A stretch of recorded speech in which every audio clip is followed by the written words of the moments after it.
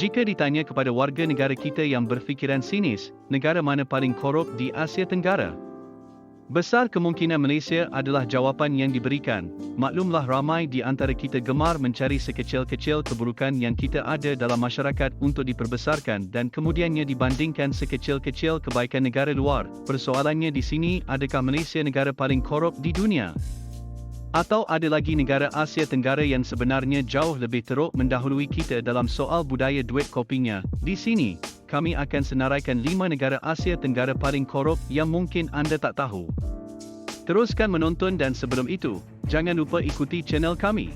Sebelum itu, kita harus memahami asas pemarkahan Indeks Persepsi Korupsi dalam senarai yang dikeluarkan oleh Transparency International dalam mengukur indeks persepsi korupsi di kalangan 180 negara yang mana melibatkan korupsi di sektor awam. Kesemua 180 negara yang diselidik diberikan skor akhir di antara 0 sehingga 100, yang mana nilai 100 menandakan paling kurang persepsi korupsi untuk 10 tahun kebelakangan ini, berdasarkan kesemua negara yang terbabit. Purata yang diperolehi apabila diukur kesemua negara berada pada angka yang sama, iaitu 43 markah daripada 100. Ini menandakan sekiranya sesebuah negara mendapat lebih daripada 43 markah, negara itu sebenarnya berada pada tahap lebih baik berbanding majoriti negara yang diukur. Bagaimanapun, Transparency International menetapkan bahawa markah 50 dan ke atas melayakan sesebuah negara itu dianggap tidak mempunyai masalah korupsi yang kritikal, dan sekarang kita semua sudah faham tentang skala pemarkahannya, barulah boleh kita bincangkan tentang di mana kedudukan Malaysia jika dibandingkan dengan 180 buah negara dunia lain. Malaysia antara yang terbaik di Asia Tenggara, percaya ataupun tidak, di sebalik pelbagai tomahan yang dilakukan pelbagai pihak, baik dari dalam dan luar negara berkenaan tahap korupsi di kalangan petugas sektor awam negara kita. Pada hakikatnya kita sebenarnya berada dalam kedudukan kedua yang terbaik di kalangan negara-negara Asia Tenggara. Walaupun demikian harus diingatkan kerana kita jauh sekali ketinggalan dengan Singapura yang menduduki tangga pertama kedudukan negara Asia Tenggara.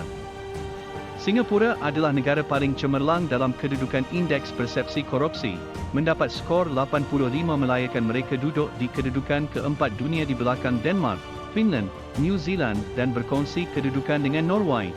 Kita pula bolehlah berbangga mendapat 48 markah menduduki tangga ke-62 dunia.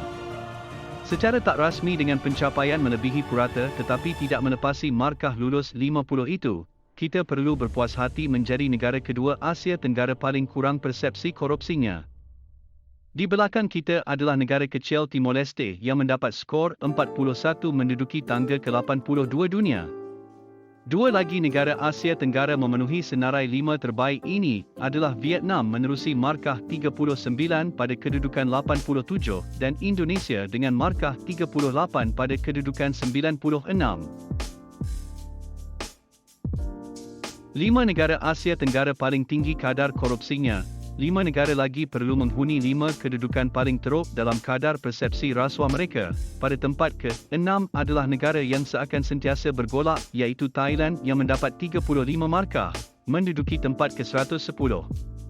Filipina berada pada kedudukan tidak jauh daripada Thailand, diberikan pemarkahan 33 dengan kedudukan 117 daripada 180 negara. 3 negara paling teruk persepsi korupsi di kalangan sektor awam mereka pula merangkumi negara Laos dengan 30 markah pada kedudukan 128, Myanmar pada markah 28 pada kedudukan 140 dan yang terakhir adalah Kemboja yang hanya mendapat markah hanya 23 sahaja dan menghuni kedudukan ke-157 di antara 180 negara.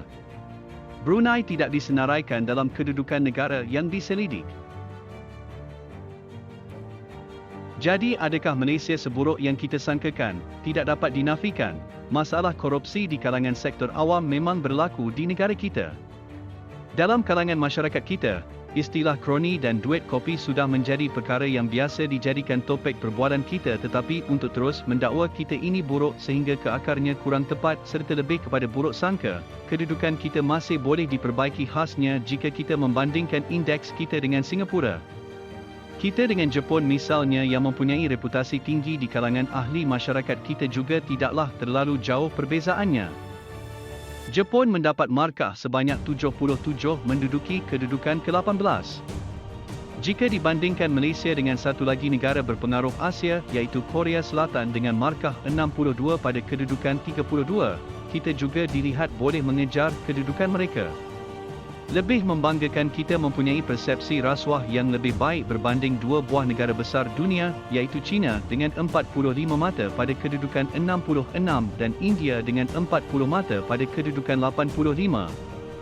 Mudah untuk kita melihat Singapura sebagai petunjuk untuk memulakan tabiat menuding jari dengan mengecam semuanya tentang negara. Namun sikap sedemikian sebenarnya tidak membawa apa-apa selain hanya terus menyebarkan persepsi-persepsi jahat yang mengakibatkan kita hanya tahu memandang diri kita sendiri dalam tona gelap. Adakah Malaysia sempurna? Tidak. Masih banyak yang perlu diperbaiki, tetapi untuk terus mengatakan kita ini benar-benar sayangkan korupsi, persepsi itu yang sepatutnya didahului untuk diperhalusi. Sampai di sini dulu.